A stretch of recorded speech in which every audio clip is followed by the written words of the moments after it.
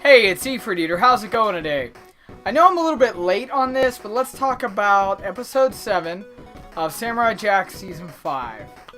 Now, this episode was about Jack regaining his sword, or at least finding out how to regain his sword, and how to regain his light side, so to speak. I didn't think this episode was one of the stronger ones. I thought the story elements were good, but the action scene in the middle I thought was a little too much. I thought it was way over the top, and I don't think it matched the tone of the rest of the series. I thought it was too gory, and I thought it was like Ashi, who conducts the action in it, was just too superhuman and just too over the top. Let's get into this more. Watch out, spoilers!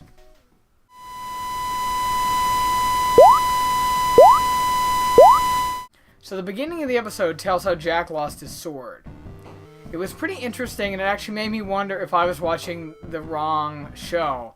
I thought maybe I was watching a really old episode, because he's dressed in his traditional white robe, and he has his traditional top knot on. And I wondered, how did he get that back? Or I'm either watching something old. But basically, like I said, it tells how he lost his sword. So there's some cute sheep being cute, and they're transformed by Aku into these big monster sheep. Now Jack kills them. It's very gory. He like cuts their brain open and stuff. Oh jeez. And of course when he kills the sheep, they revert back to the cute sheep. And Jack is horrified.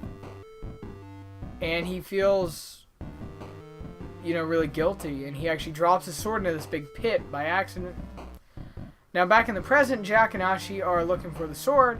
And they're riding this large, really cute bird. And they go up onto the top of this warm plateau, which was the plateau he was on before. And they descend into the hole. Jack sees a bunch of bones of the sheep. And he feels really guilty. But his sword is nowhere to be found. It's just gone. And he says, the sword left me, it's my fault.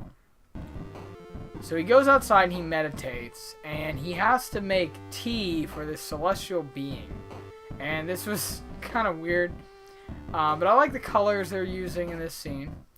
Now, Ashi is guarding him, and as she's guarding him, this big army approaches, and they're, of course, trying to kill him.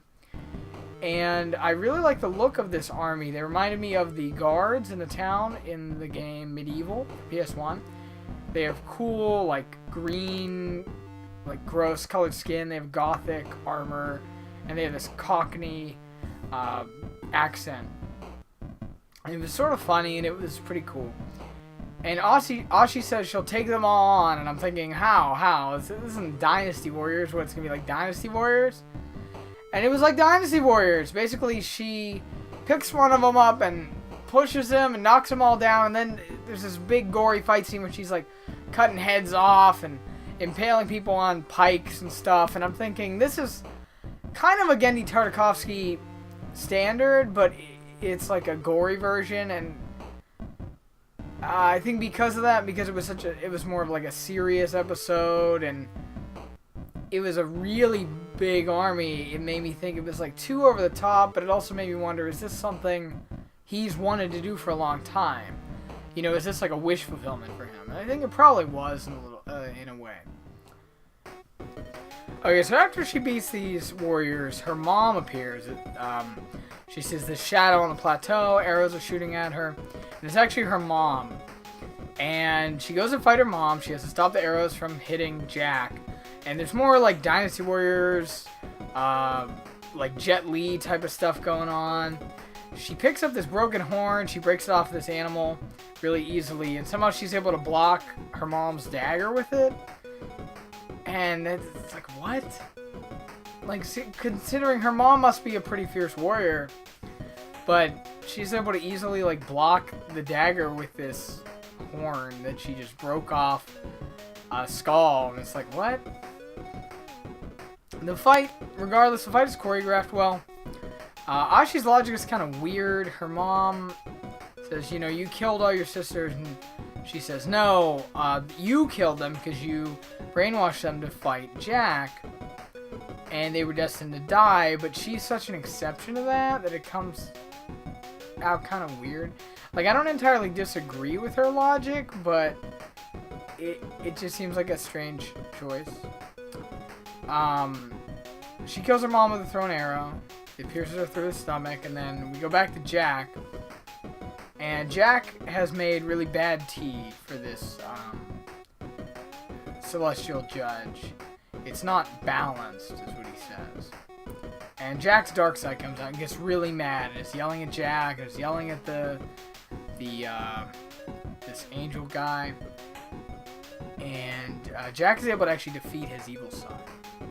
And once he does that, the tea is balanced. He's found balance. The gods reappear. I think they appeared in an old episode with the sword.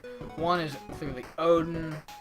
The other two, I'm not entirely sure. One, I think, is maybe Ra, like an Egyptian god. And the other one appears to be an Indian god. I think it's I don't know. It wouldn't be Vishnu. Maybe Brahma. I don't know. But anyway, Jack returns his old form. They sort of recreate him, and he has his sword again. And he reappears as such on the plateau in the real world.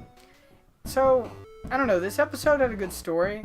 I didn't like the action scene, and I feel like it's obviously an important part of the story, and I'm glad that it happened. I just wish the action was carried out a little more subtly. Usually we would see Jack having to come up with a plan or use some kind of tactics, and here it's just kind of Ashi doing like acrobatics and just kind of brute force. And I don't know.